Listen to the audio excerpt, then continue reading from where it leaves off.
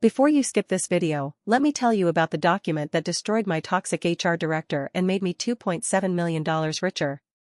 If you've ever been bullied at work, gaslit by HR, or had your complaints swept under the rug, you need to hear this. And please, if this story resonates with you, hit that like button and share it with someone who needs to know they're not alone.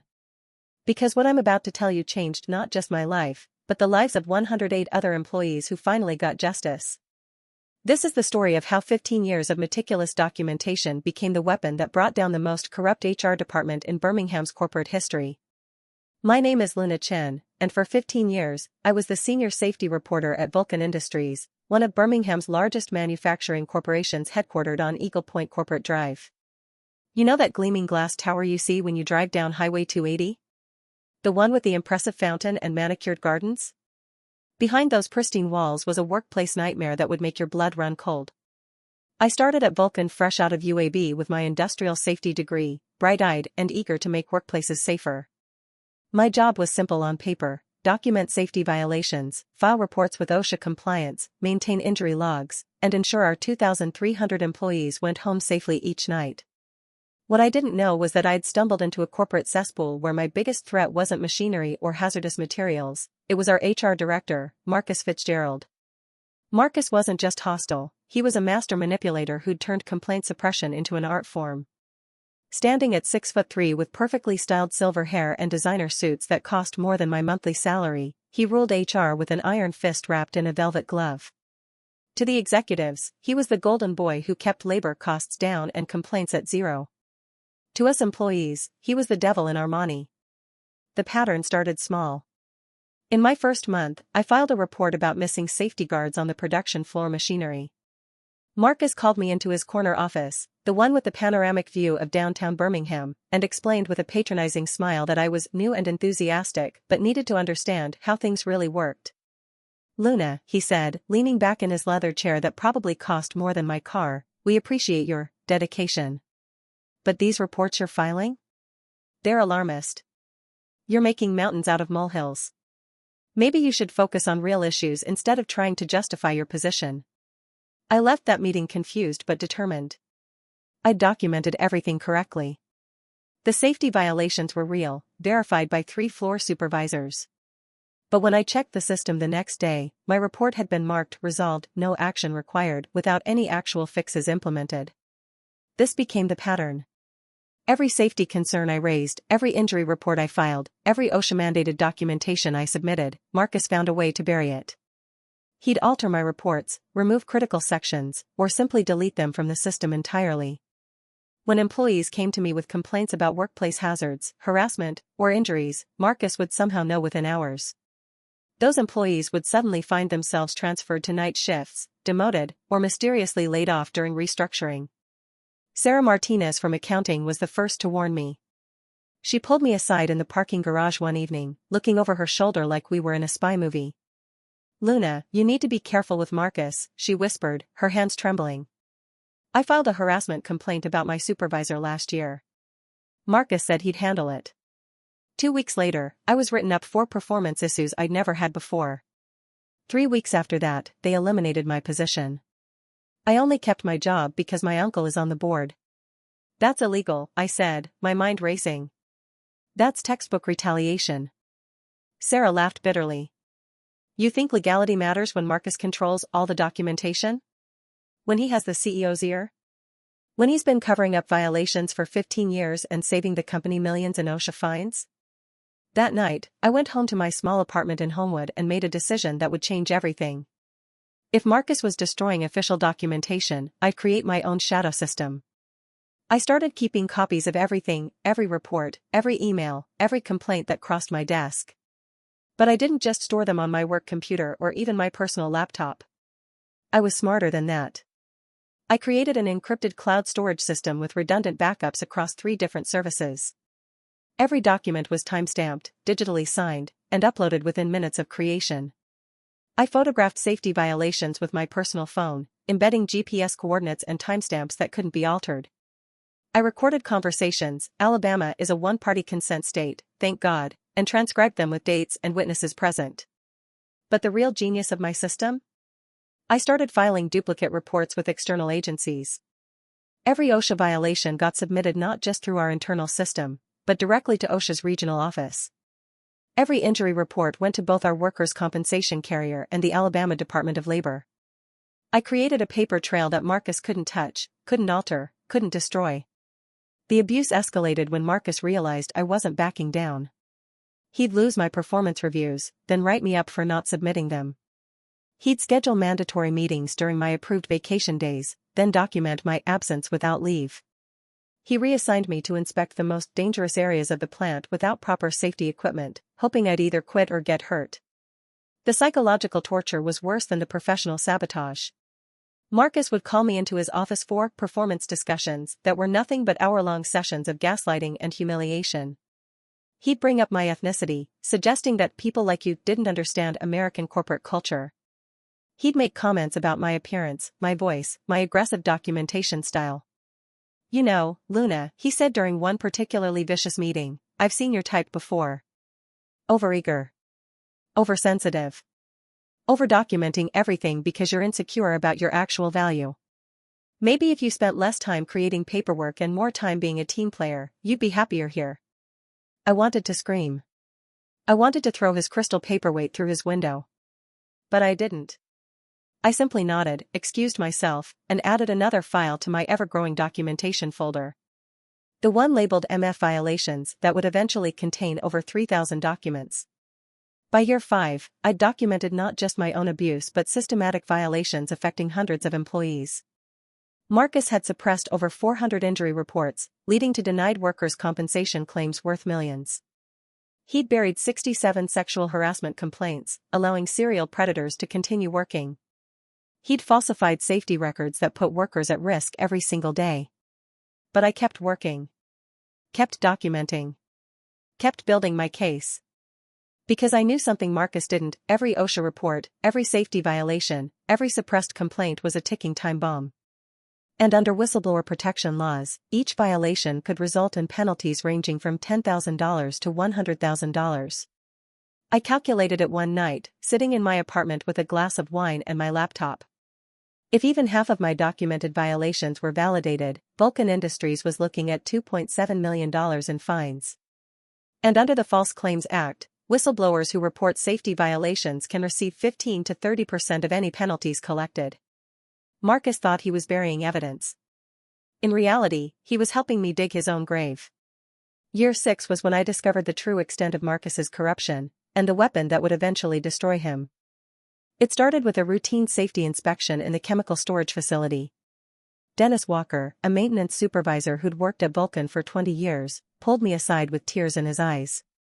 "Luna, I can't do this anymore," he said, his voice breaking. "My son has leukemia. The medical bills are killing us. I've been exposed to benzene leaks in Section C for 3 years. I've filed 17 reports about those leaks. Marcus told me they were fixed, but they never were. Now my boy is sick, and I think it might be because I brought those chemicals home on my clothes." My heart shattered. But my mind went into overdrive. "Dennis, I need you to write down everything. Every date, every exposure, every report you filed." "What's the point?" he asked bitterly. "Marcus will just make it disappear like he always does." "Not this time," I said. "Trust me. Document everything and send it to this email address." I handed him a card with the address for my encrypted Proton Mail account. "Not your work email. Not even your personal Gmail. Use this." That night, I dove deep into our safety database, or at least, the parts Marcus hadn't sanitized. Using my administrative access, a oversight in Marcus's control system, I ran queries he didn't know were possible. I cross-referenced injury reports with chemical inventory logs, employee health claims with exposure records, OSHA submissions with internal documentation. What I found made me physically ill. Marcus hadn't just been suppressing complaints, he'd been actively falsifying federal safety reports for over a decade. Every quarter, companies like Vulcan must submit injury and illness logs to OSHA. These aren't just bureaucratic paperwork, they're legal documents. Falsifying them is a federal crime punishable by up to $500,000 in fines and 5 years in prison per violation. Marcus had submitted 52 false quarterly reports. That's 260 years in potential prison time and $26 million in criminal fines. But that wasn't even the worst part. Hidden in the archived emails, Marcus was arrogant enough to use his work email for everything. I found correspondence between him and several department managers. They were running a scheme where they'd classify workplace injuries as non-work related to avoid workers' compensation claims. Employees with back injuries from lifting were told they had pre-existing conditions. Chemical exposure symptoms were blamed on lifestyle choices. One email literally said, "Make Thompson's lung issues about his weekend smoking, not the asbestos in Building 4. They'd denied over $8 million in legitimate workers' compensation claims over 10 years. I sat in my apartment, staring at my laptop screen, realizing I wasn't just looking at HR violations anymore. This was organized crime. This was a conspiracy that went all the way to the C-suite. But I needed more. I needed irrefutable proof that would stand up in court, survive corporate lawyers, and be impossible to discredit. So I got creative. I started reaching out to former employees through LinkedIn, using a fake profile I'd created. Jennifer Walsh, a workplace safety consultant doing research on corporate culture in Birmingham manufacturing. The stories poured in. Maria Rodriguez, fired after reporting sexual assault by her supervisor. Marcus had told her she misunderstood the situation and that pursuing it would end her career in Birmingham. James Liu, whose hand was crushed in a machine with disabled safety guards. Marcus classified it as employee negligence and James never received compensation. He lost his house. Pamela Washington, who developed chronic respiratory issues from undocumented chemical exposures. Marcus had her medical records altered to show a family history of lung disease that didn't exist. Each story came with evidence, emails, recordings, medical records, photographs. My encrypted drive swelled to over 100 gigabytes of documentation. I organized everything into a massive spreadsheet with cross-references, legal citations, and damage calculations. The numbers were staggering. 1,247 safety violations unreported to OSHA. 426 workers' compensation claims illegally denied. 89 employees wrongfully terminated after filing complaints. 15 years of falsified federal reports. Over $2.7 million in avoided OSHA fines. Over $8 million in denied workers' compensation. Estimated $50 million in potential lawsuits. But Marcus had made one fatal error. In his arrogance, he'd never changed the default passwords on the old safety databases. The ones from before his time, when Vulcan actually cared about worker safety. Those databases contained the original reports, the ones filed before Marcus could alter them. Every single suppressed complaint, every buried violation, every covered-up injury still existed in those forgotten servers. I spent months copying everything, creating a parallel universe of documentation that showed two versions of Vulcan's history, the sanitized version Marcus presented to executives and regulators, and the dark reality of systematic abuse and neglect. My apartment looked like a conspiracy theorist's dream. Wall charts connecting violations to cover-ups. Timelines showing patterns of retaliation. Financial calculations proving the company saved millions through Marcus's illegal actions. I was building a case that would make Aaron Brockovich jealous. But I was also falling apart. The stress was killing me. I lost 30 pounds. I stopped sleeping. I jumped at every sound, paranoid that Marcus had discovered my investigation. I installed security cameras in my apartment, changed my locks twice, and started varying my route to work. I knew I was being watched. Company vehicles would idle outside my building, my work computer would show login attempts when I wasn't there, my desk drawers were slightly rearranged each morning. My breaking point came during year 8. Marcus had started a new campaign of harassment, bringing in an efficiency consultant whose only job seemed to be making my life hell. This consultant, Bradley Phillips, followed me everywhere. He timed my bathroom breaks, photographed my workspace every hour, and submitted daily reports about my violations of policies that didn't exist. "You're documenting too much," Bradley told me one day, standing too close in the supply closet. "Marcus thinks you're creating liability for the company." "I'm doing my job," I replied, trying to stay calm. "Your job is what Marcus says it is," Bradley said, his breath hot on my neck. "And right now, your job is to stop making waves. Or things will get very unpleasant for you." That night, I found my car tires slashed. The security cameras in the parking garage had mysteriously malfunctioned during that exact time window. The message was clear: back off or face the consequences. But they'd underestimated me. Every threat, every act of intimidation, every attempt to silence me just added to my documentation. Bradley's harassment? Recorded. The slashed tires? Photographed and reported to Birmingham PD, case hashtag 2019-45782. The security camera malfunction? I'd already pulled the footage before it was deleted, showing Bradley entering the garage with something in his hand. I was building a fortress of evidence, brick by brick, document by document. Marcus thought he was wearing me down. In reality, he was building my case for me. Year 15. March 15, 2025. The day everything changed. I'd spent the previous month working on a comprehensive safety overhaul proposal. After a near-fatal accident in the warehouse, a forklift driver hit a support beam that hadn't been inspected in 5 years, I'd conducted a plant-wide safety audit on my own time. Nights, weekends, even using my vacation days. I'd identified 47 critical violations that posed immediate danger to workers and created a detailed remediation plan that would cost the company $300,000 but potentially save millions in lawsuits and fines. I was naive enough to think this would be my breakthrough. That finally, faced with such clear evidence of danger and such a reasonable solution, even Marcus couldn't suppress this. I'd even prepared a presentation for the board of directors, scheduled for the quarterly meeting. The morning of March 15th, I arrived at work to find the entire C-suite assembled in the main conference room. Marcus stood at the head of the table, my safety proposal projected on the screen behind him. My heart soared, they were taking it seriously. Then I saw his smile.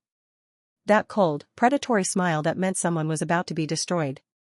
Ladies and gentlemen, Marcus announced to the room of 50 executives and department heads, I want to share with you a remarkable piece of work.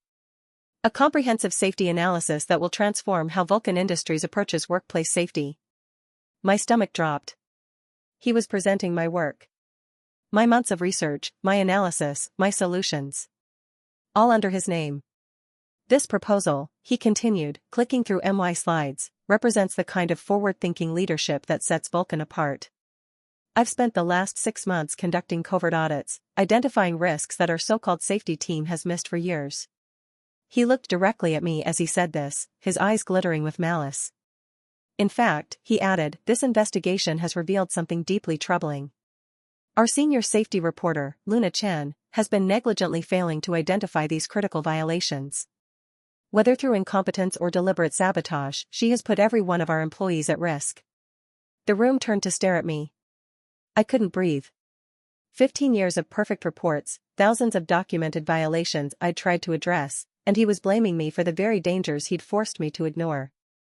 CEO William Crawford, a silver-haired man who'd never acknowledged my existence in 15 years, stood up. Ms. Chen, these findings are deeply concerning. How do you explain your failure to identify these safety issues? I stood up, my legs shaking. This was it. The moment I'd been preparing for without knowing it. Mr. Crawford, I said, my voice surprisingly steady, every single violation in that presentation was identified and reported by me. I have documentation dating back 15 years showing my attempts to address these issues. Mr. Fitzgerald has systematically suppressed these reports, endangering our employees and exposing the company to massive liability. The room gasped. Marcus's face turned purple. That's a serious accusation, Ms. Chen, Crawford said coldly. Do you have any proof? Yes, I said, pulling out my phone. I have 15 years of proof. Every suppressed report, every buried complaint, every falsified OSHA document. It's all documented and backed up in multiple locations. Marcus laughed, the sound sharp and cruel. This is pathetic. A disgruntled employee making wild accusations because she's about to be terminated for gross negligence. Security, please escort Ms. Chen from the building. 2 security guards moved toward me. But I wasn't done. Before you do that, I said loudly, you should know that I've already filed a whistleblower complaint with OSHA, the Department of Labor, and the FBI. The evidence has been submitted. Removing me now would be retaliation, adding to the $2.7 million in fines you're already facing. The room froze. Crawford held up a hand, stopping the security guards. $2.7 million, he asked, his voice tight. Conservative estimate, I replied. That's just OSHA fines for unreported violations. It doesn't include the $8 million in fraudulent workers' comp denials, the potential criminal charges for falsifying federal documents, or the lawsuits from 89 wrongfully terminated employees. Marcus stood up, his chair screeching against the floor. She's lying. This is corporate espionage. She's trying to destroy this company. No, I said, looking him directly in the eye. You destroyed this company the day you decided workers' lives were less important than your bonus. I'm just documenting the damage. What happened next was chaos. Crawford started shouting at Marcus, demanding to see records. The legal team huddled in the corner, frantically making phone calls. HR executives were pulling up files on their laptops, their faces growing paler by the second. But Marcus wasn't finished. He lunged across the table at me, screaming obscenities, calling me a vindictive bitch who was too stupid to understand how business works. It took 3 people to hold him back. You think you've won? He snarled, spit flying from his mouth. I own this city. I know every HR director, every CEO, every board member. You'll never work again. I'll destroy you. Like you destroyed Dennis Walker? I shot back. His son died, Marcus. Leukemia from benzene exposure you covered up. James Liu lost his hand and his home. Maria Rodriguez attempted suicide after you buried her assault complaint. How many lives have you destroyed? The room went silent. Crawford's face had turned ashen. Get him out of here, Crawford said quietly.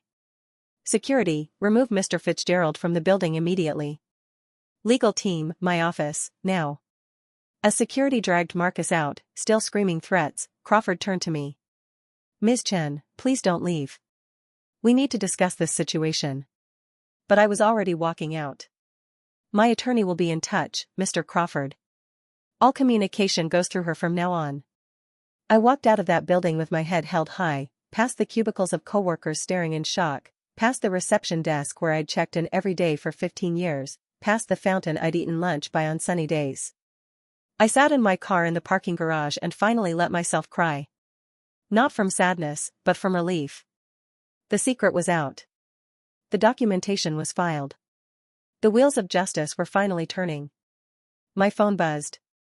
A text from an unknown number, thank you, from all of us who suffered in silence. Then another, you're our hero, Luna. And another, finally, someone stood up to him. Within an hour, I had 47 messages from current and former employees.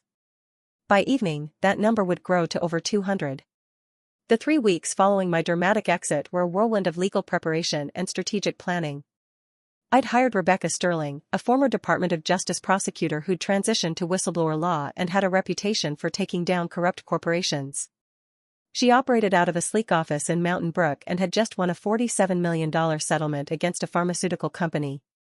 Luna, Rebecca said during our first meeting, her eyes scanning through my documentation on multiple screens, this is the most comprehensive whistleblower case I've seen in 20 years. You didn't just document violations, you built a prosecutorial masterpiece. We spent days organizing the evidence into different categories. Criminal violations. 52 falsified OSHA reports, federal felonies.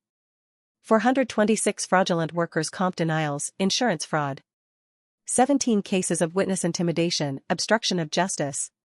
Conspiracy to defraud the federal government. Civil violations. 1,247 OSHA safety violations. 89 wrongful termination lawsuits. 226 EEOC violations for retaliation. Systematic violation of the False Claims Act. Financial damages. $2.7 million in OSHA fines avoided. $8 million in workers' comp fraud. Estimated $30 to $50 million in potential lawsuits. $15 million in potential False Claims Act rewards. Rebecca's strategy was brilliant. Instead of filing everything at once, we would create an avalanche sequence, a carefully timed series of complaints and revelations that would prevent Vulcan from controlling the narrative or covering up evidence. First, we file with OSHA, she explained, moving pieces on a timeline like a chess master. They have 90 days to investigate, but with your documentation, they'll fast-track it. While they're investigating, we file with the Department of Labor for the workers' comp fraud. Then the EEOC for the retaliation cases. Each agency will demand documents, conduct interviews, create pressure. What about the FBI? I asked. That's our ace, she smiled. We've already submitted the criminal evidence. They're building a case, but they move slowly. By the time they act, Vulcan will already be weakened by the civil investigations. But the legal strategy was only part of my revenge. The real devastation would come from the court of public opinion. I spent a week preparing a comprehensive package for the media. Every major news outlet in Alabama would receive a timeline of violations with supporting documents. Testimonials from affected employees, anonymized for protection. Financial analysis showing how much Vulcan saved through fraud. Comparison of their public safety awards with their actual safety record. I also created a website, vulcantruth.org. It contained a searchable database of safety violations, stories from victims, with their permission, resources for current employees to file complaints, a countdown clock to when the OSHA report would be public. But my masterstroke was the social media campaign. Remember Ben Askins, the TikTok creator discussing workplace revenge? I'd studied his videos and others like them. I knew how to make this go viral. I created a series of TikTok videos, using a voice modifier and animated graphics to protect my identity initially. Day 1 of exposing my toxic employer. How my HR director stole $8 million from injured workers. Reading actual emails from the worst boss in America. The safety violation that killed my coworker's son. Each video ended with, full documentation at vulcantruth.org. Within 48 hours, the first video had 2.3 million views. Comments poured in from workers around the world sharing similar stories. The hashtag #VulcanVillains started trending. Current Vulcan employees began adding their own stories. One brave soul, warehouse worker Tyler Morrison, posted a walkthrough video showing every safety violation in his section, similar to what Adam had done in another viral case. His video got 5.7 million views in 3 days. The pressure was building, but I needed to ensure Marcus couldn't escape accountability. I hired a private investigator to dig into his finances. What we found was staggering. A $3.2 million house in Mountain Brook, on a $200,000 salary. 3 luxury cars, including a new Mercedes S-Class. A boat docked at Smith Lake. Investment accounts worth over $5 million. Where did the money come from? Kickbacks. Marcus had been taking bribes from the workers' comp insurance company to deny claims. Every denied claim saved them money, and they rewarded Marcus handsomely. The FBI would later uncover over $2 million in kickbacks over 10 years. I also discovered Marcus's weakness, his reputation. He sat on 3 nonprofit boards, was a member of the exclusive Birmingham Country Club, and his wife was president of the Mountain Brook Junior League. Image was everything to him. So I made sure everyone knew who he really was. I sent packages to every board he sat on, every club he belonged to, every social organization his family was part of. Each package contained a summary of his crimes, testimonials from his victims, news articles about the investigation, a USB drive with video testimonials from employees he'd destroyed. The Birmingham Country Club quietly revoked his membership. The nonprofit boards requested his resignation. The Junior League suddenly found his wife wasn't a good fit anymore. But the most satisfying part of my revenge planning was the timing. Rebecca had discovered that Vulcan was in the final stages of a $500 million merger with Steel Ridge Corporation. The deal was set to close on April 30th, making executives millions in stock options. We timed our OSHA complaint to go public on April 25th. This is beyond revenge, Rebecca told me, a hint of admiration in her voice. This is surgical destruction. I also reached out to my network of safety professionals, people I'd met at conferences, training sessions, and through professional organizations. I asked them to share their own experiences with Marcus and Vulcan. The stories that came back were horrifying. He'd blackballed safety inspectors who wouldn't falsify reports. He'd threatened OSHA inspectors with lawsuits. He'd paid off local politicians to avoid investigations. Each story was another nail in his coffin. April 25, 2025. D-Day. At exactly 9 a.m., the OSHA report went public. The headline in the Birmingham Business Journal read, Vulcan Industries faces $2.7 million in OSHA fines for systemic safety violations. By 9:15, my phone was ringing off the hook. Reporters, lawyers, employees, all wanting to know more. I'd prepared for this, setting up a press conference at the Redmond Hotel downtown for noon. At 9:30, the Department of Labor announced their investigation into workers' compensation fraud at Vulcan, citing credible evidence of systematic denial of legitimate claims. At 10 o'clock, the EEOC confirmed they were investigating 89 complaints of retaliation against Vulcan Industries. At 10:30, screenshots of Marcus's emails started appearing on Twitter.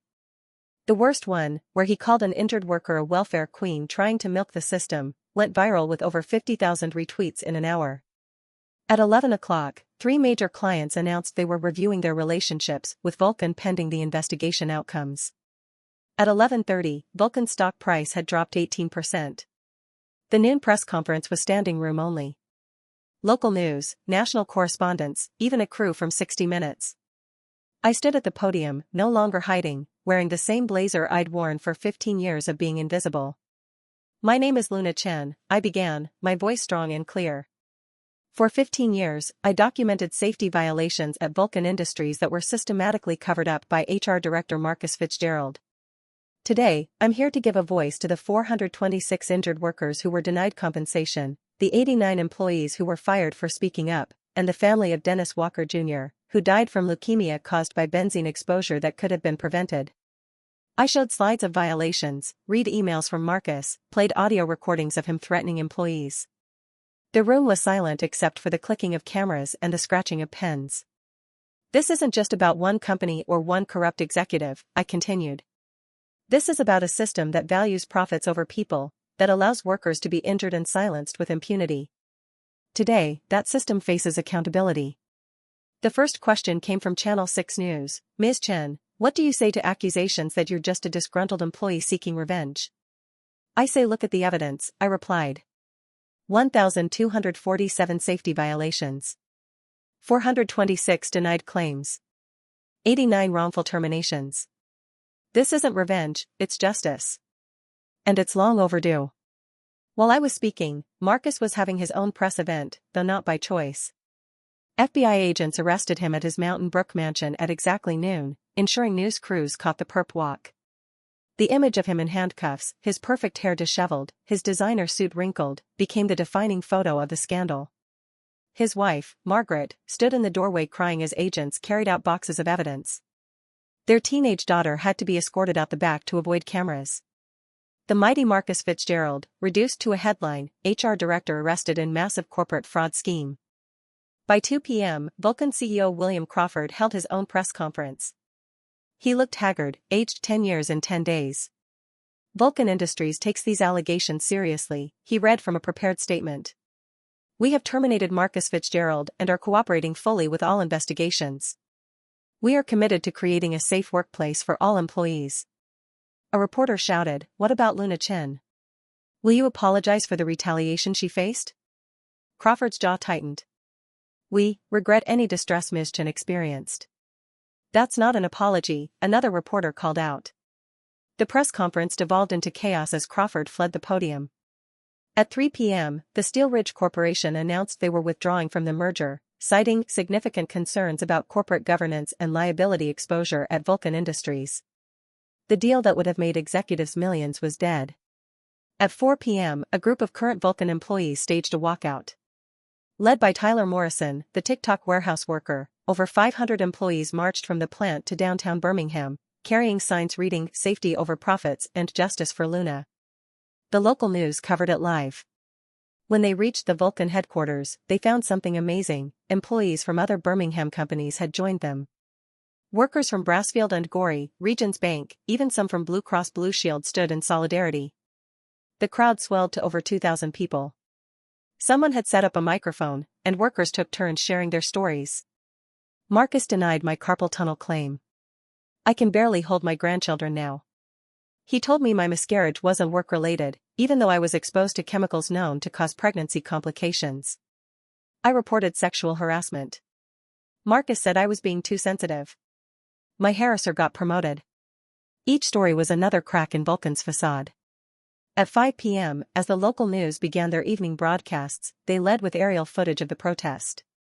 The anchor called it the largest worker demonstration in Birmingham since the 1960s. But the day wasn't over. At 6 p.m., Rebecca called me with news that made me actually laugh out loud. "Luna, you're not going to believe this. 17 more companies have come forward saying Marcus helped them suppress safety violations. This is officially a multi-state FBI investigation now." At 7 p.m., hashtag Justice for Luna was trending nationally on Twitter. Celebrities were weighing in. Erin Brockovich herself tweeted, "Luna Chen is a hero. This is what speaking truth to power looks like." At 8 p.m., I received a call from Senator Elizabeth Warren's office. She wanted to highlight my case in upcoming Senate hearings on workplace safety. At 9 p.m., Marcus's lawyer held a brief press conference claiming his client was innocent and this was all a misunderstanding orchestrated by a vindictive former employee. At 9:15 p.m., I posted another TikTok, a simple video of me holding up document after document, each one stamped with evidence. The caption read, "Misunderstanding? Here's 15 years of receipts." It got 4 million views overnight. At 10 p.m., former Vulcan employees created a Facebook group called Vulcan Survivors. Within an hour, it had 3,000 members sharing their stories. At 11 p.m., I sat in my apartment, watching the news coverage on 3 different channels simultaneously.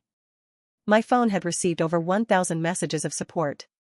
Rebecca had fielded inquiries from 47 law firms wanting to represent Vulcan employees in civil suits. At midnight, I posted one final update for the day: "This is just the beginning. Tomorrow, we release the full database of violations. Every single one." Marcus thought he could bury the truth. Instead, I buried him under an avalanche of his own making. The next 6 months were a cascade of consequences that destroyed everything Marcus Fitzgerald had built through 15 years of corruption. Week 1, the unraveling. The day after the arrests, Vulcan's board of directors held an emergency meeting. By unanimous vote, they fired not just Marcus, but the entire senior HR team who had been complicit in the cover-ups. CEO William Crawford was placed on administrative leave pending investigation into what he knew and when. Marcus's bail was set at $2 million. His assets were frozen due to the FBI's discovery of the kickback scheme. His wife Margaret had to borrow money from her parents to post bail, a humiliation that Birmingham's social elite whispered about for months. The database I released contained such damaging information that OSHA took the unprecedented step of shutting down 3 of Vulcan's production facilities for immediate safety inspections. The lost productivity cost the company an estimated $50,000 per day. Week 2, the avalanche. 14 separate law firms filed class action lawsuits on behalf of injured workers. The combined damages sought exceeded $300 million.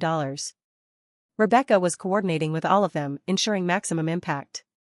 The Birmingham Business Alliance expelled Vulcan from its membership. The company lost its Best Place to Work awards from the previous 5 years, awards that Marcus had secured through falsified employee satisfaction surveys. Marcus's other crimes began surfacing. The FBI found he'd been selling employee personal information to marketing companies, social security numbers, medical records, financial data. This added identity theft and HIPAA violations to his growing list of charges. Month 1, social destruction. Margaret Fitzgerald filed for divorce, citing irreconcilable differences, but everyone knew the truth: she couldn't handle the shame. Their Mountain Brook mansion went on the market within days. The prestigious Mountain Brook Elementary asked them to consider other educational options for their children. Marcus's country club membership wasn't just revoked, he was banned for life after a member leaked an email where Marcus had bragged about keeping the working class in their place. The nonprofit boards didn't just remove him, they issued public statements distancing themselves from his actions. The Birmingham Museum of Art, where he'd been a board member, even returned a $50,000 donation he'd made, stating they could not accept funds potentially derived from illegal activities. Month 2, the investigations deepen. The Department of Justice expanded their investigation. They found Marcus had been part of a network of corrupt HR directors across the Southeast who shared strategies for suppressing worker complaints. The FBI dubbed it Operation Silent Suffering. 63 other companies were implicated. Marcus, trying to save himself, started naming names. His lawyer claimed he was cooperating fully with authorities, but in reality, he was desperately trying to reduce his potential 260-year sentence. The IRS joined the investigation. Those millions in kickbacks? Unreported income. Tax evasion charges were added to the pile. Month 3, corporate collapse. Vulcan's stock price fell 67% from its pre-scandal high. 3 board members resigned in disgrace when emails showed they'd known about the safety violations but chose profits over fixes. The company had to sell 2 divisions to pay for legal costs and settlements. Over 800 employees were laid off, not because of anything they'd done, but because Marcus's corruption had made the company financially unstable. William Crawford was officially terminated with cause, losing his $15 million golden parachute.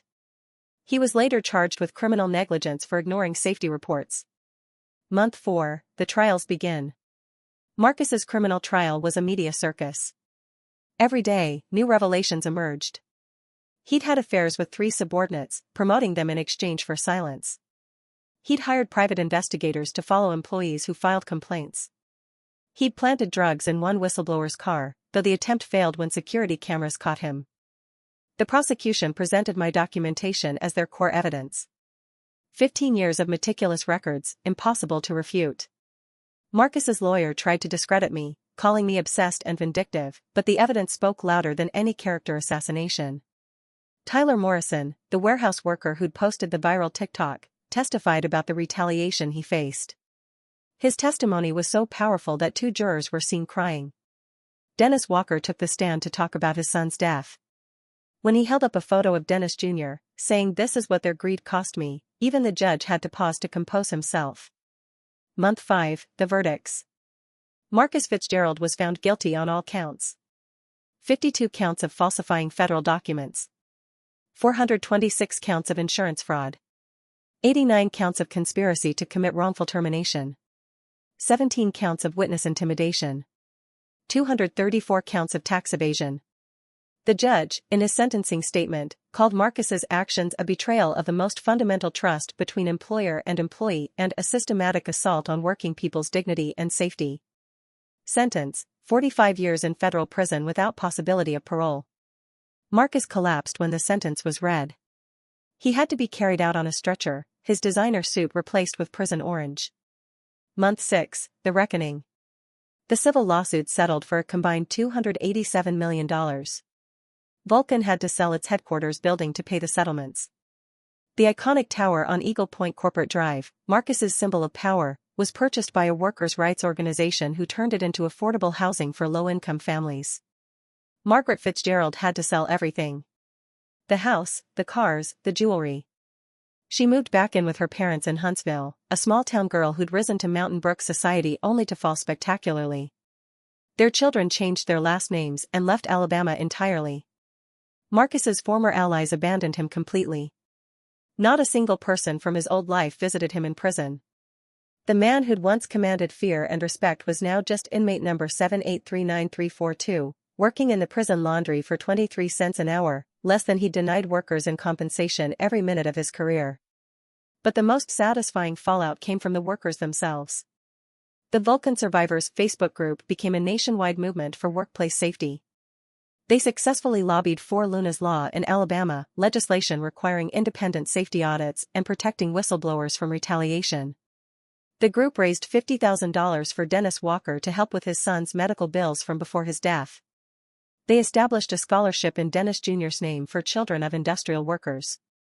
As for the companies that had been complicit with Marcus, the dominoes kept falling. Within a year, 12 other HR directors were arrested. 7 companies faced bankruptcy from lawsuits. OSHA implemented new reporting requirements nationwide. The False Claims Act was amended to increase whistleblower protections. Marcus tried to appeal, claiming ineffective counsel, prosecutorial misconduct, even temporary insanity. Every appeal was denied. In his last public statement, he blamed everyone but himself, me, the media, cancel culture, the anti-business government. He never once apologized to the workers he'd hurt. But I didn't need his apology. Watching him lose everything he'd built on others' suffering was apology enough. 6 months after Marcus's sentencing, my life had transformed in ways I never imagined. The False Claims Act reward came through first, $4.2 million, my share of the penalties collected from Vulcan. But that was just the beginning. The wrongful termination lawsuit settled for another $3.5 million. Various whistleblower rewards from other agencies added another $1.8 million. Total, $9.5 million. But money wasn't the real victory. It was what I could do with it. I established the Chen Foundation for Workplace Safety, with an initial endowment of $5 million. Our mission: to provide legal support for whistleblowers who couldn't afford to fight back. In our first year, we helped 47 employees expose safety violations at their companies. I bought a beautiful house in Homewood, nothing ostentatious like Marcus's Mountain Brook mansion, just a comfortable place with a garden where I could finally breathe. I adopted 2 rescue dogs, Luna and Justice. Yes, I named a dog after myself. I'd earned that bit of ego. But my real new beginning came in the form of an unexpected job offer. The newly restructured Vulcan Industries, under entirely new leadership, asked me to return as their Chief Safety and Compliance Officer.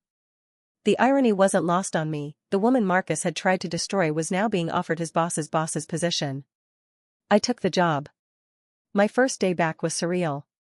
The same building where I'd been escorted out by security now had my name on the executive floor. The corner office that had been Marcus's prison of intimidation was now mine, though I had it completely redesigned. Gone were the intimidating leather and dark wood. In came natural light, plants, and an open-door policy that actually meant something. I instituted radical changes. Anonymous safety reporting hotlines that bypassed local management. Monthly town halls where any employee could raise concerns directly to me. Quarterly third-party safety audits with results posted publicly.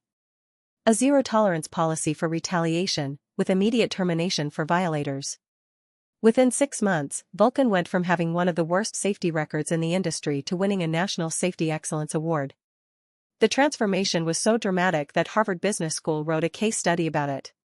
Tyler Morrison, the warehouse worker who'd posted the viral TikTok, was promoted to safety team leader. His first act was to fix every violation he'd documented in his video. Dennis Walker returned as a safety consultant. Watching him walk through the plant, ensuring no other parent would suffer what he had, was both heartbreaking and inspiring. Even some of Marcus's victims found healing through the transformation. Maria Rodriguez, whose assault complaint Marcus had buried, returned as our new HR director. Her first policy change: all HR complaints would be handled by an independent third party. But the most satisfying moment came a year after I returned. I was visiting the federal prison where Marcus was serving his sentence, not to gloat, but to participate in a restorative justice program. Victims could confront their abusers in a controlled setting. Marcus had aged 20 years and 2. His hair was completely gray, his designer physique replaced by prison pallor. He sat across from me in his orange jumpsuit, hands cuffed to the table. "Why?" I asked simply. He was quiet for a long moment. I thought I was building something important. Making the company profitable. Strong. By destroying people? I didn't see them as people, he admitted, the first honest thing he'd probably said in decades. They were numbers. Costs to be minimized. Dennis Walker's son was 11 years old. Marcus flinched. "I know. I read about him. In here. They have newspapers. Do you feel remorse? Actual remorse, not just regret that you got caught." He looked at me, and for the first time I saw something human in his eyes. Every night, I see their faces. The people I hurt. Your face, at that board meeting, telling the truth while I was lying. I see Dennis holding that photo of his son.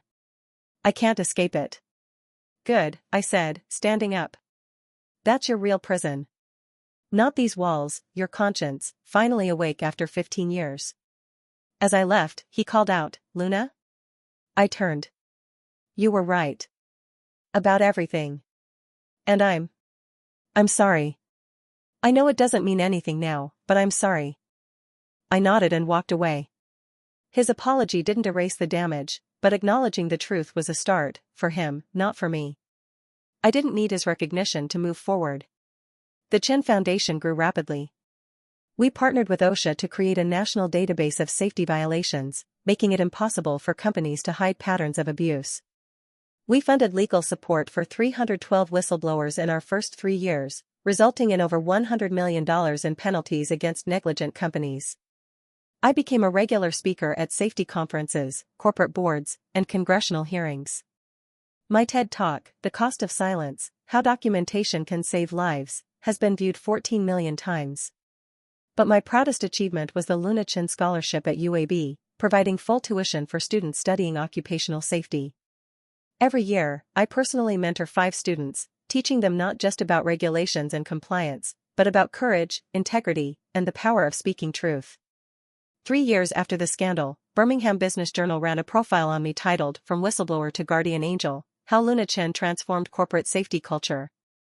The article included a quote that summarized everything. Luna Chen didn't just expose corruption at one company.